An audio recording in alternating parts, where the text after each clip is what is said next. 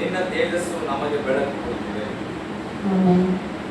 ನನಗೆ ಇಷ್ಟವಾದಂತ ವಾಕ್ಯವಾಗಿದೆ. ನಿನ್ನ ಬಳಿಯಲ್ಲಿ ಜೀವದ ಬುಗ್ಗೆ ಉಂಟಲ್ಲ, ನಿನ್ನ ತೇಜಸ್ಸು ನಮಗೆ ಬೆಳಕು ಕೊಡುತ್ತದೆ. ಮತ್ತೆ ಯಾರಾದರೂ ದೇವರು ಕೊಟ್ಟಂತ ಜ್ಞಾನವನ್ನು ಉಪಯೋಗ ಮಾಡಿಕೊಳ್ಳಿ ಪ್ರಿಯರೇ. ಇಲ್ಲ ಅಂದರೆ ನಾವು ಸದಗ್ರವನ್ನು ಓದಿಕೊಳ್ಳೋಣ. ಪಾಪವು ದುಷ್ಟನ ಮನುಷ್ಯನೊಳಗೆ ನುಡಿಯುತ್ತಿರುವುದು. ಹಾಲೆಲೂಯ. ಈ ವಾಕ್ಯದಲ್ಲಿ ದಾವೀದನು ಏನ್ ಹೇಳ್ತದಂದ್ರೆ, ಪಾಪವು ದುಷ್ಟನ ಮನುಷ್ಯನೊಳಗೆ ನುಡಿಯುತ್ತದಂತೆ ಪ್ರಿಯರೇ. ಹಾಲೆಲೂಯ. ಅಂದ್ರೆ ಮನುಷ್ಯನ ಆಲೋಚನೆ ಏನಾಗಿದೆ ಅಂತಂದ್ರೆ, ಯಾವಾಗಲೂ ಪ್ರತಿಯೊಬ್ಬರು ಏನ್ ಮಾಡ್ತಾರಂತಂದ್ರೆ ದುಷ್ಟರಂತೆ ಆಲೋಚನೆ ಮಾಡ್ತಿದ್ದಾರೆ ಪ್ರಿಯರೇ. ಹಾಲೆಲೂಯ. ಪಾಪ ಮನುಷ್ಯನಾಗೆ ಏನ್ ಮಾಡ್ತದ, ಆಲೋಚನೆ ಕೊಡ್ತದ ಪ್ರಿಯರೇ. ಆಲೋಚನೆ ಅಂತಂದ್ರೆ ನಾವು ಏನ್ ಮಾಡಿದ್ರು ಅದು ಸರಿ ಎಂಬುದಾಗಿ ಅದು ಪಾಪ ಏನ್ ಮಾಡ್ತದ, ಆಲೋಚನೆ ಕೊಡ್ತದೆ. ಯಾರಿಗಂದ್ರೆ ಮನುಷ್ಯನಿಗೆ ಪ್ರಿಯರೇ. ಹಾಲೆಲೂಯ. ಅಂದ್ರೆ ಪ್ರತಿ ಯಾವಾಗಲೂ ಅದು ಪಾಪ ಏನ್ ಮಾಡ್ತದೆ, ವಂಚನೆ ಮಾಡ್ತದೆ ಪ್ರಿಯರೇ. ಹಾಲೆಲೂಯ. ಅದು ಅವನ ಕಣ್ಣೆದಿಗೆ ಏನ್ ಕಾಣಿಸ್ತದ ಅಂತಂದ್ರೆ ದೇವರ ಭಯ ಕಾಣಲ್ಲ ಪ್ರಿಯರೇ. ಯಾರಿಗೆ ಅಂತಂದ್ರೆ ಪಾಪ ಮಾಡುವವರಿಗೆ ದೇವರ ಭಯ ಕಾಣೋದೇ ಇಲ್ಲ ಪ್ರಿಯರೇ. ಹಾಲೆಲೂಯ.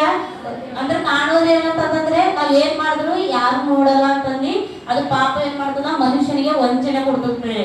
ವಂಚನೆ ಅಂತಂದ್ರೆ ಈಗ ಉದಾಹರಣೆ ನೋಡ್ಬೇಕಂದ್ರೆ ಆದಾಮ ಅವಳಿಗೆ ಯಾವ ರೀತಿ ಅವಳಿಗೆ ಪಾಪ ಏನು ಶೈತಾನ್ ಏನ್ ಮಾಡ್ತಂದ್ರೆ ವಂಚನೆ ಕೊಡ್ತಾರೆ. ವಂಚನೆ ಕೊಟ್ಟ ತಕ್ಷಣ ಆಕೆ ಏನ್ ಮಾಡಿದ್ರು, ನಂಬಿದ್ರು ಪ್ರೇರೆ. ನಂಬಿದಾಗ ಆಕೆ ಏನ್ ಕಾಣಿಸ್ತಂದ್ರೆ ದೇವರ ಭಯ ಕಾಣಲಿಲ್ಲ ಪ್ರೇರೆ. ಹಾಲೆಲೂಯ. ಯಾವಾಗ ಆ ಪಾಪ ಎಂಬುದು ಆಕೆಗೆ ಆ ವಂಚನೆ ಕೊಟ್ಟು ಅವಾಗ ದೇವರ ಭಯ ಕಾಣಲಿಲ್ಲ ಪ್ರೇರೆ. ಹಾಲೆಲೂಯ. ಮತ್ತೆ ಕೆಳಗಿನ ವಚನದಲ್ಲಿ ನೋಡ್ತೇವೆ, ಅದು ಅವನನ್ನು ವಂಚಿಸಿ ನಿನ್ನ ತಪ್ಪು ಬಯಲಿಗೆ ಬರುವುದಿಲ್ಲ ಅಂತ ಹೇಳ್ತದೆ ಪ್ರೇರೆ. ಏನ್ ಹೇಳ್ತದೆ ಅಂತಂದ್ರೆ ಪಾಪ ಅಂತಂದ್ರೆ ಅದು ನಾವ್ ಏನೇ ತಪ್ಪು ಮಾಡಿದ್ರೆ ಅದು ಬಯಲಿಗೆ ಬರಲ್ಲ. ನಾವು ಕತ್ತಲೆಯಲ್ಲಿ ಗುಪ್ತವಾಗಿ ನಾವು ಪಾಪ ಮಾಡ್ತೇವೆ ಅಂತಂದ್ರೆ, ಗುಪ್ತವಾಗಿ ಅಂತಂದ್ರೆ ಬೇರೆ ಒಂದು ವ್ಯಭಿಚಾರನೆ ಅಂತಲ್ಲ, ಯಾವುದೇ ಒಂದು ಕೆಟ್ಟ ಆಲೋಚನೆ ನಮ್ಮ ಹೃದಯದಲ್ಲಿ ಗುಪ್ತವಾಗಿ ಮಾಡ್ತೇವಲ್ಲ ಅದು ಏನಾಗಿದೆ, ಪಾಪವಾಗಿದೆ ಪ್ರೇರೆ. ಆ ಪಾಪ ಯಾರಿಗೂ ಗೊತ್ತಾಗಲ್ಲ, ದೇವರಿಗೂ ಗೊತ್ತಾಗಲ್ಲ ಎಂಬುದಾಗಿ ಅದು ಪಾಪ ಏನ್ ಮಾಡ್ತದೆ, ಅದು ವಂಚನೆ ಮಾಡ್ತದೆ ಪ್ರೇರೆ. ಹಾಲೆಲೂಯ. ವಂಚನೆ ಮಾಡಿ ಅದು ಏನ್ ಮಾಡ್ತದೆ ಅಂತಂದ್ರೆ ಬಯಲಿಗೆ ಬರಲ್ಲ ಅಂತಂದ್ರೆ ಬೆಳಕಿಗೆ ಬರಲ್ಲ ಎಂಬುದಾಗಿ ಅದು ಮನುಷ್ಯನಿಗೆ ಏನ್ ಮಾಡ್ತದ, ತೋರಿಸುವಂತದಾಗಿದೆ ಪ್ರೇರೆ. ಹಾಲೆಲೂಯ.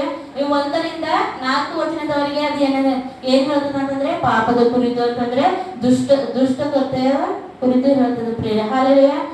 ಹೆಡ್ಡಿನ ವಚನದಲ್ಲಿ ನೋಡ್ತೇವೆ ದುಷ್ಟರ ದುರ್ಲಕ್ಷಣಗಳು ಮತ್ತು ದೇವರ ಮಹಾಪ್ರೀತಿ ಕುರಿತು ನೋಡ್ತೇವೆ ಪ್ರೇರೆ. ಹಾಲೆಲೂಯ. ಅಂದ್ರೆ 1ರಿಂದ 4 ವಚನದವರೆಗೆ ದುಷ್ಟರ ಕುರಿತು ನೋಡ್ತೇವೆ ಪ್ರೇರೆ. ದುಷ್ಟರ ಅಂತಂದ್ರೆ ಅಂದ್ರೆ ಬೇಡವಾದಂತ ಆಲೋಚನೆಗಳನ್ನು ಮಾಡುವವರ ಕುರಿತು ನೋಡ್ತೇವೆ.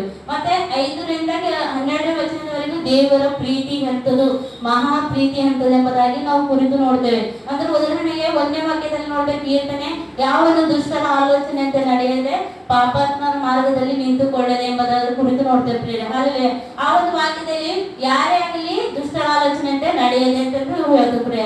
ಅದೇ ರೀತಿ ಇಲ್ಲಿಯೂ ಸಹ ಪಾಪವು ದುಷ್ಟನ ಮನುಷ್ಯನಿಗೆ ವಂಚಿಸುವಂತದಾಗಿದೆ ಪ್ರಿಯ. ಹಾಲೆಲೂಯ.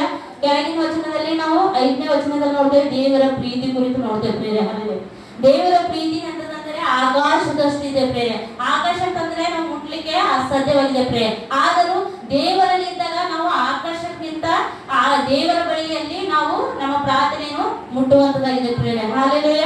ಇಲ್ಲಿ ಕೆಳಗಿನ ವಚನದಲ್ಲಿ ನೋಡಿದ್ರೆ, ಯೆಹೋವನೇ ನಿನ್ನ ಪ್ರೀತಿಯು ಆಕಾಶದಷ್ಟು ಉನ್ನತವಾಗಿದೆ, ನಿನ್ನ ನಂಬಿಕೆಯು ಮೇಘ ಮಾರ್ಗವನ್ನು ಮುಟ್ಟುತ್ತದೆ. ಅಂದ್ರೆ ದೇವರ ಪ್ರೀತಿ ಮತ್ತು ದೇವರ ನಂಬಿಕೆ ಎಂಬುದು ಆಕಾಶ ಮತ್ತು ಮೇಘ ಮಾರ್ಗವನ್ನು ಮುಟ್ಟುವಂತದಾಗಿದೆ ಪ್ರಿಯ. ಹಾಲೆಲೂಯ. ನಾವು ಅದೇ ಸಹ ದೇವರ ಪ್ರೀತಿಯಲ್ಲಿದ್ದಾಗ ನಾವು ದೇವರನ್ನು ಅಂದ್ರೆ ದೇವರ ಜೊತೆಯಾಗಿ ಇರುವುದಕ್ಕೆ ಸಾಧ್ಯವಾಗ್ತದೆ ಪ್ರಿಯ. ಹಾಲೆಲೂಯ. ದೇವರ ಅಂತಂದ್ರೆ ದೇವರ ಸಹವಾಸದಲ್ಲಿ ಇರ್ತೇವೆ ಪ್ರಿಯ. ಆದನು ಅವಳ ದೇವರ ಸಹವಾಸವನ್ನು ಬಿಟ್ಟಾಗ ಏದನ್ ತೋಟದಿಂದ ಹೊರಗೆ ಹಾಕಿದರು. ಅದೇ ರೀತಿಯಿಂದ ನಾವು ಸಹ ದೇವರ ಸಹವಾಸದಲ್ಲಿ ಇರ್ಬೇಕು ಪ್ರಿಯ. ದೇವರ ಸಹವಾಸದಲ್ಲಿದ್ದಾಗ ನಾವು ದೇವರ ಐಕ್ಯತೆಯಲ್ಲಿ ದೇವರ ಪ್ರೀತಿಯಲ್ಲಿ ಇರುವಂತದಾಗಿದೆ ಪ್ರಿಯ. ಹಾಲೆಲೂಯ. ಮತ್ತೆ ಕೆಳಗಿನ ವಚನ 7ನೇ ವಚನದಲ್ಲಿ ನೋಡಿದ್ರೆ, ದೇವರೇ ನಿನ್ನ ಪ್ರೀತಿ ಎಷ್ಟು ಅಮೂಲ್ಯವಾದುದು, ಮಾನವರು ನಿನ್ನ ರೆಕ್ಕೆಗಳ ಮರೆಯನ್ನು ಆಶ್ರಯಿಸಿಕೊಳ್ಳುತ್ತಾರೆ. ಅಂದ್ರೆ ದೇವರ ಪ್ರೀತಿ ಅದು ಏನಾಗಿದೆ ಅಂದ್ರೆ ಅಮೂಲ್ಯವಾಗಿದೆ ಪ್ರಿಯ. ಅಂದ್ರೆ ಮಾನವರು ಪ್ರತಿಯೊಬ್ಬರು ದೇವರನ್ನು ಎಂತ ಕಷ್ಟ ಬಂದರೂ ದೇವರನ್ನು ಆತುಕೊಡುತ್ತಾರೆ ಪ್ರಿಯ. ಹಾಲೆಲೂಯ. ಮತ್ತ ಕೀರ್ತನೆ 91ನೇ ವಾಕ್ಯದಲ್ಲಿ ನೋಡ್ತೇವೆ, ಪರಸ್ಪರನ ಮರೆಹಕ್ಕಿರುವನು ಸರ್ವಶಕ್ತನ ಆಶ್ರಯದಲ್ಲಿ ಸುರಕ್ಷಿತನಾಗಿರುತ್ತಾರೆ ಪ್ರಿಯ. ಯಾವಾಗ ಅಂತಂದ್ರೆ ದೇವರನ್ನು ಯಾರು ಮೊರೆ ಹೋಗ್ತಾರ ಸುರಕ್ಷಿತವಾಗಿರ್ಲಿಕ್ಕೆ ಸಾಧ್ಯವಾಗ್ತದೆ ಪ್ರೇರೆ. ಹಾಲೆಲೂಯ. ಮತ್ತೆ ಕೆಳಗಿನ ವಚನದಲ್ಲಿ ನೋಡ್ತೇವೆ, 9ನೇ ವಚನದಲ್ಲಿ, ನಿನ್ನ ಬಳಿಯಲ್ಲಿ ಜೀವದ ಬುಗ್ಗೆ ಉಂಟಲ್ಲ, ಅಂದ್ರೆ ದೇವರ ಬಳಿಯಲ್ಲಿ ಏನಿದೆ ಅಂದ್ರೆ ಜೀವದ ಹೊರತೆ ಇದೆ ಪ್ರೇರೆ. ಹಾಲೆಲೂಯ. ಆ ಹೊರತೆಯನ್ನು ಬಿಟ್ಟು ನಾವು ದೂರ ಎಲ್ಲಾದ್ರೂ ಹುಡುಗಿದ್ರೆ ನಮ್ಗೆ ಏನಾಯ್ತದೆ, ನೀರ್ ಸಿಗಲ್ಲ ಪ್ರೇರೆ. ನಾವು ಯಾರ ಬಳಿ ಹುಡುಕ್ಬೇಕಂದ್ರೆ ದೇವರ ಬಳಿ ನಾವು ಹುಡುಕುವರಾಗಿರ್ಬೇಕು.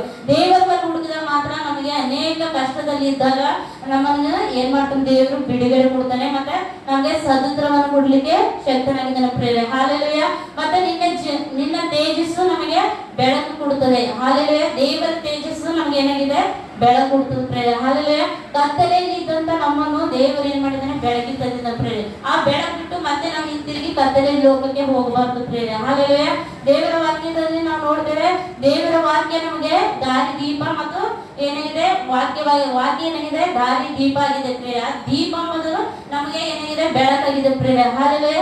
ನಾವು ಆ ಬೆಳಕಿನಲ್ಲಿ ನಡೆಯುವರಾಗಿರ್ಬೇಕು ಪ್ರೇರೆ. ಹಾಲೆಲೂಯ. ಮತ್ತೆ ಕೆಳಗಿನ ವಚನದಲ್ಲಿ ನೋಡಿದೆ, ನಿನ್ನನ್ನು ಅರಿತವರಿಗೆ ನಿನ್ನ ಪ್ರೀತಿಯನ್ನು ಯಾವಾಗಲೂ ದಯಪಾಲಿಸು, ಯಥಾರ್ಥರಿಗೆ ನಿನ್ನ ನ್ಯಾಯವನ್ನು ನಿರಂತರವನ್ನು ಅನುಗ್ರಹಿಸು. ಹಾಲೆಲೂಯ.